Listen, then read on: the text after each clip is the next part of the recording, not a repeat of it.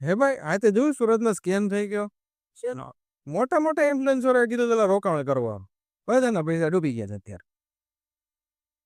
જો આમાં ઇન્ફ્લુએન્સરો, હા તારી વાત સાચી છે કે ઇન્ફ્લુએન્સરોને તે હવે આ લેવલે પહોંચીને થોડુંક સમજી વિચારીને પ્રમોશન કરવું જોઈએ. પૈસા પાછળ નકરું એને જેન તે ન કરી નાખવું જોઈએ.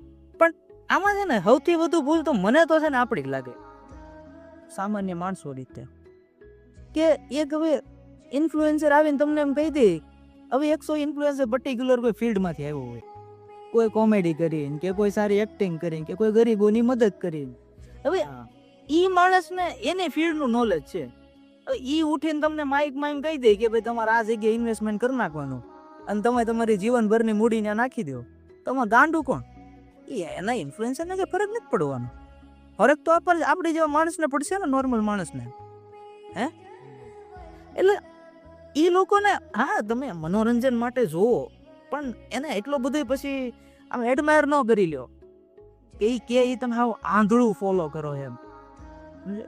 અને બીજું આમાં દોષ કેવું છે ખબર કે તું વિચાર કર, ભગવદ્ ગીતામાં આપણે મહાભારત જે જોઈએ છીએ, કે છે તો મૂળ લાલચનું કારણ જ. દુર્યોધનની લાલચ હતી કે ભાઈ પાંડવોને હું એક 100 નાકા જેટલી જમીન ન દઉં, અને એના લીધે મહાભારત રચાણ. એમ ભગવાને કીધું છે ગીતામાં કે જે માણસના આંખ ઉપર લાલચનો પડદો હોય ને, એ માણસનું પછી કઈ ન થાય. એ કોમન સેન્સ છે કે ભાઈ તમને કોઈક આવીને એમ કહી દે છે કે ભાઈ 5 દિવસમાં 10 દિવસમાં તમારા પૈસા 3 ગણા થઈ જાય. કઈ રીતે? પોતાને સવાલ તો કરો. એટલો ડાયરેક્ટ એમ આંધળા તમને 2-4 જણા આવીને કહી દે ને તમે એમાં પૈસા નાખી દો. એટલે સ્કેમ કરવા વાળા તો કરશે. ઈ કોઈ જો આપણા ખીચામાં કોઈ કાઢી નથી જતું, આપણે દેવા જઈએ છીએ ને. હે હા, તો ધ્યાન આપણે રાખવાનું છે.